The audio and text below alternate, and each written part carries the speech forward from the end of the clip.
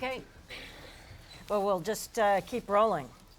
So as not to, we're getting into the 4 o'clock sort of nap hour, so we'll try and keep this as lively as possible. We have 2 guests here with us that I think it's really fabulous that you could both come. Qtiesh, on my right, is from Syria, although he currently lives in the Bay Area, and Rasha Abdullah from the American University of Cairo has just come last night from Cairo. So this is probably jet lag hour for you. Because of that, I think I'm going to have to start with a provocative question to kind of get everybody's juices flowing as we talk about the myths and realities of the internet and political change in the Arab world, I think is our sort of mandate.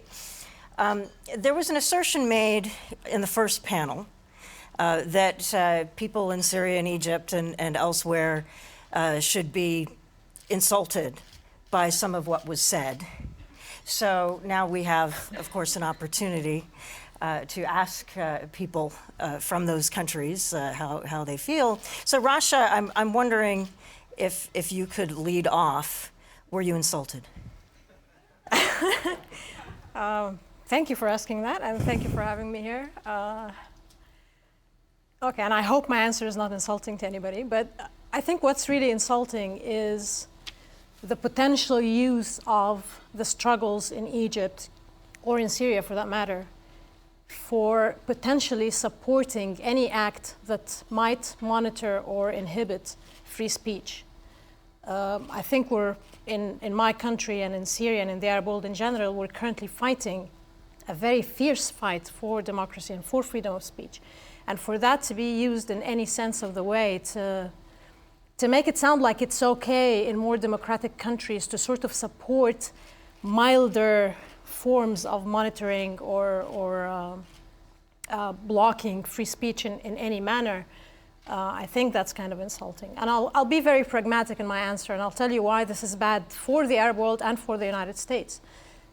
For citizens of the United States, you really should be very careful where that argument is going, because for 30 years, Mubarak used to say, well, just look around, we're much more free than any other Arab country, what else do you want?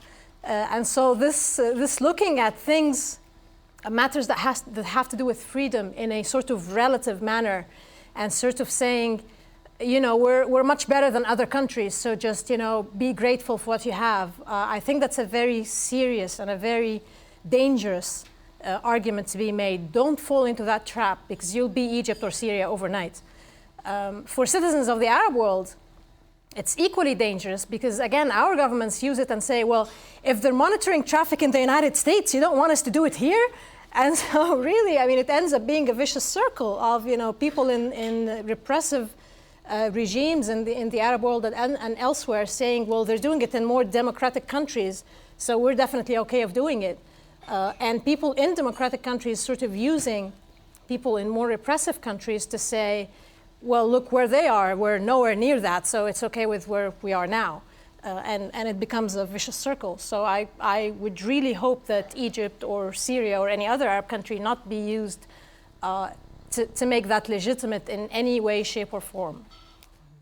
Just to stay on you for a moment, Rasha, before I move to you and us. A lot has been made of the role that the internet played, and there's debate about exactly what role and how much and so on. But the role, the internet played a role. Clearly, social media played a role in bringing down Mubarak last year and in bringing about the change. But it seems less clear to what extent both the internet, network technology, and the community that has built up around the use of this technology and social networking, this network, to what extent it's going to be able to really facilitate the creation of a healthy democracy. And so I'm wondering what you think about that, because I was in a very interesting, Global Voices had this Arab bloggers conference last year, and the Egyptian blogger Alaa Abdel Fattah actually held a little unconference session on what he called the failure of the Arab Spring. And his point was that, yeah, we got Mubarak down, but then we had no political traction afterwards, and that this group of people who had been so instrumental in the revolution happening then sort of ceased to have much influence politically after that. And so I'm wondering, you know, what is the next step? Is there too much kind of euphoria about the technology and not enough just kind of on the ground work, or is it just going to take a long time? God, that's a two-day question, okay? Well, I've actually spoken and written a lot on the role of the internet in the revolution, and if anybody's interested, I can point you to some material. And again, I mean, I want to sort of re-emphasize the point that was made earlier, that it wasn't just an internet revolution. I mean, you know, there were people on the ground, some of whom used the internet in very good ways to do things or to get things done. But is it, I mean, we shouldn't really be expecting the internet to carry us through the next stage. The problem that happened in Egypt, I think, is we thought it was over in 18 days. I mean, we thought we did it. And it was pretty naive looking back now. It was pretty naive for us to think that we could change the whole regime that has been there for the better 60 years or so in 18 days.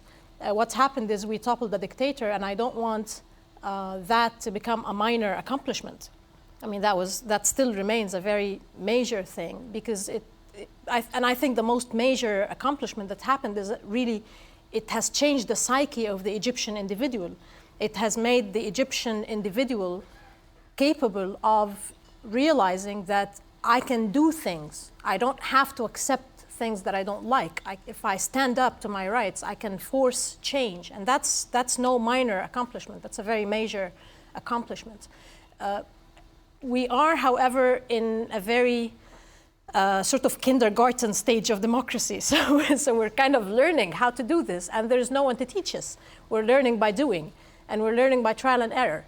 So yes, we've made some major mistakes, and I think the Supreme Council of Armed Forces, the SCAF, has actually played it very well, because they managed to distract us in different ways, you know, and prevented us from focusing on what should have been done in a correct manner. Not that there was really like one prescription, you know, to what should have been done, but you know, I mean, we've kind of been going back and forth with things, and we're learning as we're going. Are we going to get somewhere? Yes, I think so. When? I have no idea. Definitely the next president of Egypt, if indeed there is one in June, would not be like the perfect candidate that we would have liked. We're going to probably have at least a cycle of a 4-year presidency before we can manage to build some you know, good cadres of potential presidents. Same thing for the parliament. We probably need at least 4 years of, you know, building people who can actually serve the public and be representative of the Egyptians on the ground. And how much the internet is going to play in that, I think it's playing a more or less the same role that it was playing before, but in different shapes, because now the goal of the next stage sort of is different. So it's basically now becoming a platform through which people can start new initiatives and build something with it. Because, however, different people now want different things, as opposed to we all wanted Mubarak to step down. And so, you know, there are like a zillion things that people are working on, and there isn't a clear pathway of, you know, where do we go with this. But it is happening. I don't want us, definitely, and I don't want people to think that just because it hasn't happened in 18 days, then it hasn't happened. A major change has happened in Egypt with the Egyptian people, much more so than the Egyptian regime or the Egyptian government, and that's irreversible, and there's no going back on that. People want freedom. They have tasted a bit of it. They realize that there is something to be fought for. There are people, there are martyrs who have fallen. We are not going to let them down or forget them. And people realize that this is worth dying for. So hopefully we are going to get there. I don't know when, but we are going to get there. We're on the path. I mean, it is a long road, though. It's not an 18-day operation. So when are we going to get there? I have no idea. But hopefully we're getting there. Great. We'll come back to some follow-ups in a moment, but I want to get to Anas. And of course, the uprising in Syria was inspired in no small part by what had happened in Egypt, what had happened in Tunisia. There were ties between some of the activists, particularly the online activists in and around Syria and Egypt and Tunisia. People knew each other. Yet, of course, in Syria, it's a different situation. There, serious sectarian divides that the regime has been able to play on. Lots of reasons why we did not have a domino effect across the region like some people had sort of been hoping in the early part of 2011. But so internet activism helped fuel this initial revolt to some extent, and what's the role being played now by technology in what's happening? I mean, it seems very much an on-the-ground, offline kind of battle that's taking place for the most part. The Syrian regime has actually become quite sophisticated in waging war, both not only offline but online against its own people. In terms of sophisticated surveillance technology being used, hacking against activists and so on. To what extent is technology, as we go forward over the coming several months, and Anne-Marie was sort of alluding to the fact that there will be an end, to what extent is technology in activism going to play any role at all? I'd say in Syria, the main role technology had played is breaking the regime's monopoly over media, over communication. 10 years, 15 years ago, the only narrative you heard came from the regime's media. It came through, the curriculums in schools that they created. There was no alternative story, no other countering opinion. And when internet came, people heard that there was another point of view, that there is maybe a hidden part of the truth. And that has, been crucial in just getting people to want to change the situation. At first, people were thinking that we live in there's a whole conspiracy against us, the world hates us, and this regime is protecting us from all those enemies. And now when you have internet and you're communicating with people all over the place, you see that, the regime is not really that good as it claims to be. And, during the revolution, people have been able to better document the protests, the crackdown. They're communicating and coordinating their efforts in a way that was never possible without internet. They can coordinate protests. They can plan escape routes. They can use, coded language to organize delivering aid to people who need it in cities that are sieged. So there are all these different aspects the internet provided, and they were basically spaces that were not existent in Syria. You could not have a dialogue amongst a group of people. Once they had Facebook, or even before Facebook, people were on forums. You find people that are like-minded, that think the way you do, and they want to change the situation. And that itself is empowering. Mm-hmm. And people like yourself, I mean, you're in exile now, right? And but do you feel that you're still able to participate in this community and sort of assist it? There's very little that I can do here, but I do my part in helping, educate activists about how to secure themselves online. I write about sometimes the regime's tactics in spreading online propaganda, disrupting online speech. The Syrian regime is using internet way smarter than the Tunisian or the Egyptian regimes did. Mubarak just cut it off for 4 days, and that made things worse. In Syria, right before the revolution, they actually unblocked Facebook. They unblocked YouTube and said, oh, we trust the people. In fact, they were telling the world, we trust that we have total control over this population. They will not dare do anything. a few weeks later, people were protesting in the streets. So that's an important point. The regime learned. The regime saw what happened in Tunisia, what happened in Egypt, and became more proactive about manipulating the internet. The regime used the internet to discredit activists. They would sometimes give them false videos that were either from Lebanon or from Iraq. They would spread rumors, and they would try to, ad hominem attacks on the activists just to discredit them entirely. They've managed even to fool AP or Reuters once into broadcasting a video that later turned out to be from Syria, from Lebanon, and they had to issue an apology.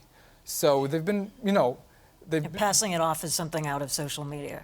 Yes, absolutely. And it's been, they used Twitter bots to just drown the Syria hashtag, so people would looking for information about what's going on. They could not find it because there were thousands of tweets that were irrelevant, either, tweets about soccer games or just nonsense, basically. So the regime's been very, very smart though deploying it. They've used expertise from Iran, who's also been doing this for so long. And they've managed, despite the sanctions, to import a lot of monitoring technology. They've got equipment for Blue Coat. They were in the middle of building a complete monitoring system, state-of-the-art, through 4 different companies. Luckily, that was stopped last minute through a campaign that I think Access played a part in. Yeah, well, let's talk about that a little bit more. You just mentioned Blue Coat, and for the people in the room who aren't familiar with Blue Coat, it's a California-based company whose devices that are sort of network security and surveillance devices basically turned up in Syria, despite the fact that it's illegal for them to do business with Syria, but these devices turned up in Syria through a reseller. And devices by a lot of Western European companies have also been used quite extensively in Syria. And this kind of comes back, I think, loops us back a little bit to our earlier conversation as well about, surveillance technology that is originating in the West from the context of governments that want to conduct law enforcement within a certain constitutional and legal framework, and then this technology is being exported throughout the world and ending up in places like Syria, in places like Mubarak's Egypt, and so on. I just am wondering, your view on what the United States, what the West should be doing about this. Well, in terms of technology, the sanctions have been largely proven ineffective. The regime is able to circumvent them easily. They get their monitoring technology through third parties. They get it through resellers. They get it through back channels. They've been easily circumventing and getting the hardware and software they need to monitor every word anyone says. Every person who gets arrested, online activist, they're immediately faced with printouts of everything they ever said online. That is very disheartening, and it's just people are forced to self-censor a lot of times to just protect themselves. At the same time, the sanctions are not just ineffective, but they're actually backfiring and they're harming the activists. People aren't able to get critical security updates. They're not getting software that's crucial to their communication, to encrypt their communication, to plan their protests, to even edit video and images to hide people's identities when they want to upload a video to YouTube of a protest, where it's in a tiny community where people could be easily recognized by face. Mm-hmm. So it's actually endangering the activists in Syria, and that something needs to be done about that. Rasha, I know this is an issue that's near and dear to your heart as well, and we've spoken about this before, and the fact that the Mubarak regime, of course, was using a number of technologies that came from Western companies and American companies. Boeing owns a company called Naris, whose deep packet inspection technology was in use under Mubarak, and can we assume allowed that, them to shut off the internet? And something called FinFisher from the UK, I believe, and some other technologies. And wouldn't we be naive to think that those technologies are still not being used by the transitional government? Sure, yeah, I mean, there probably are, and it's a question that's very much at the heart of, what can governments in the democratic world do, and I keep, using democratic between quotation marks because, you need to be very careful with that. But I mean, and we just had this conversation last week in Stockholm at the Stockholm Internet Forum where Mr. Alec Cross, the senior advisor to Hillary Clinton, was again actually made a very good statement. He said this is a very bad time for governments to want to be control freaks, and it is a very bad time for governments to want to be control freaks. So please do not help them. I mean, it's it's as simple as that. There is no such thing as he said, that the United States is trying to pass monitoring laws or whatever under. What did he call it? Lawful conduct of like conduct of law or something. There's no such thing. I mean, when the U.S. want to torture its people, they send them off to Cuba or to Egypt or to other places where they can do that. There is no such thing as doing something wrong under a lawful conduct of law. I mean, this is it's not even a play on words. I mean, it's just clearly, contradicting. You don't do that. I honestly, to this moment, I can't see why these tools and technologies are being manufactured. I mean, I get the arguments that these companies put, to the public, but really, I mean, what good is coming out of these technologies? And the question used to be, why is the U.S. allowing export of such material to repressive governments? But I guess now it's actually the question is, will the U.S. be using it on its own citizens? So I mean, this is an across the board, worldwide question. I was in Geneva last year for the UN Human Rights Council thing, and I made a suggestion to the UN Special Rapporteur on Freedom of Expression that there should be some kind of an international law holding the head of state personally responsible for cutting off the internet off an entire geographic region, because people die when you do that. People died in Egypt and in Syria when the internet was cut out, and I mean, I'm not naming names, but some of freedom of speech, whatever organizations were kind of pushing that on track, and then. At least one of them got back to me later on and said, you know what, we can't pursue that anymore because that will be, at some point in time, that will be against the US interests. And I was like, well, so much for that. And actually, interestingly, about 2-3 weeks later, the US actually cut off internet connections in San Francisco when the Occupy movement was happening there. And so, I mean, I'm not sure what good really comes out of these technologies. I'm not sure why anybody, whether on the government side or the public side, should be advocating the manufacturing or the sales or the use of such technologies that allow governments basically to monitor, to track down, to eventually detain and torture, sometimes kill activists. I'm not seeing any good coming out of that. Seeing some thought bubbles percolate around here.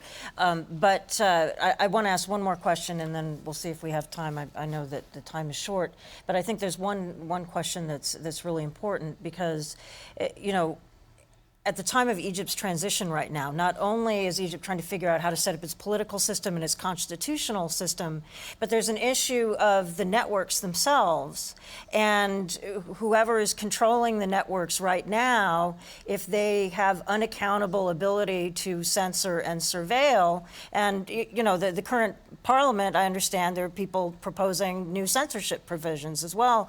Is that potentially going to tip the scales against the healthy development of democracy? And isn't this part of the problem too, is that the technology can make it harder when you don't have a clear system in place for a transition or an opposition to emerge? I think any laws that are put on to sort of regulate the internet, at the end of the day, are used to repress and monitor and block the internet. And I think that has proven true worldwide. Yes, we do have that problem now in Egypt, and it's based on a court case that was actually back in December 2009, where a court decided to, there was a court order to ban pornographic websites, and it was never carried out. And now some Islamist members of the parliament are calling back for that law to be enforced. And I don't think it will be for the technical difficulty of doing that, for one. But that's a very serious threat, and it's a threat that we are very aware of in Egypt, and I think we'll fight the fight if it needs to, and hopefully be able to win it. But the point that I really want to make, because I know we don't have enough time, is whether or not we as a civic society, and I'm hoping with the help of again, democratic governments, are willing to stand by the people and help stop the advancement of tools and techniques and software and laws that help repress and monitor individuals anywhere around the world. I remember writing a piece for the Public Diplomacy Journal of the University of Southern California right after Mubarak stepped down, and one of the points that I made was that somewhere during Egypt's 18 days, the American government made the statement of, "We stand by the side of the Egyptian government and the Egyptian people in trying to achieve democracy." You can't stand by the side of the Egyptian government and the Egyptian people. They're not on the same side. You have to choose. You have to choose sides. The people and the governments in the Arab world under repressive regimes, and I think increasingly in the West and in the United States as well, are not on the same side, particularly when it comes to the fight for democracy and the fight for individual freedoms. So really, pick a place and stand by it. It's an important fight. Yeah. I've gotten the sign that we're going to have to wrap up, but I want to end with just one question to you, Anas. Which is that I think one of the important things about the Arab Spring was that people were not sort of isolated country to country. There's really a community across the Arab world that talks to one another, online, that are friends with one another, have met in various places. And what role do you think that broader community is going to play, particularly in kind of helping your country get to where it wants to go? Well, these kind of, regional activist networks have been, crucial. Activists have helped with organizing each other's campaigns when somebody gets arrested. There's a group I'm a member of called Free Ali Abdullah. He's a Bahraini well-known activist. That same group has moved on from just working on his case. They're working on activists in Syria, in Morocco, in Egypt. So people exchange experiences. They help each other with media contact. They teach each other how to use encryption software. There's a lot of shared experiences, there's a lot of value, there's a lot of strength to these networks. And they've been absolutely crucial in helping these small revolutions, grow, just sharing experiences mainly. Mm-hmm. Great. Well, I think we have to wrap up. I'm getting the eye. So I wish we could go longer so that there could be more Q&A, but Rasha and Anas are both going to be around through this evening, so hopefully all of you can talk to them. Thank you.